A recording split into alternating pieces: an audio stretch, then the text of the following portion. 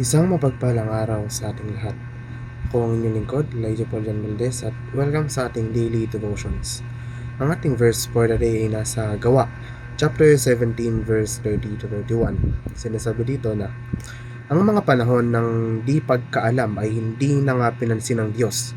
Ngunit ngayon ay iniuutos niya sa lahat ng mga tao sa bawat dako na magsisi. Ito ay sapagkat nagtakda siya ng isang araw na hahatulan niya ang sanlibutan ayon sa katuwiran sa pamamagitan ng lalaking itinalaga niya. Pinatunayan niya ito sa lahat ng mga tao nang siya ay kanyang buhayin mula sa mga patay. Maraming Kristiyano ang naniniwala na ang muling pagkabuhay ni Jesucristo ay ang pinakadakilang himala.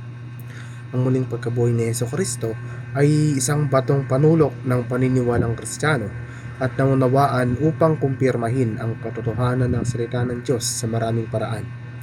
Ito ay nagsisilbing nagpapatunay ng mga pahayag ni Jesus tungkol sa kanyang sarili, sa kanyang mga turo, at mga propesiya tungkol sa kanya na matatagpuan sa lumang tipan. Higit pa rito, pinatitibay nito ang pag-asa ng kaligtasan at buhay na walang hanggan para sa mga mananampalataya. Ang buhay Kristiyano ay itinayo sa himalang iyon.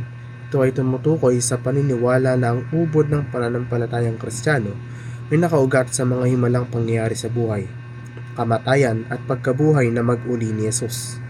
Naniniwala ang mga Kristiyano ng mga pangyayaring ito, lalo na ang muling pagkabuhay ay hindi lamang simboliko kundi literal, at ito ang pundasyon kung saan itinayo ang kanilang pananampalataya at nakabatay sa kanilang pag-asa sa buhay na walang hanggan.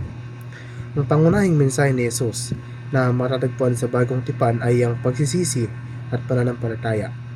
Magsisi sapagkat ang kaharian ng langit ay malapit na. Ito ay isang pangunahing tema na nagbibigay diin sa pagbabago ng puso at isipan hinggil sa kasalanan at isang pagbabalik loob sa kaharian ng Diyos. Kabilang dito ang pagkilala sa mga kasalanan ng isang tao, pagtalikod sa mga ito, at pagyakap sa pananampalataya kay Jesucristo para sa kaligtasan. Upang humingi ng pangimasok sa Diyos araw-araw, ang isang tao ay maaaring makisali sa patuloy na panalangin, pagpapahayag ng mga pangangailangan at hangarin habang nagtitiwala sa kanyang kalooban at oras.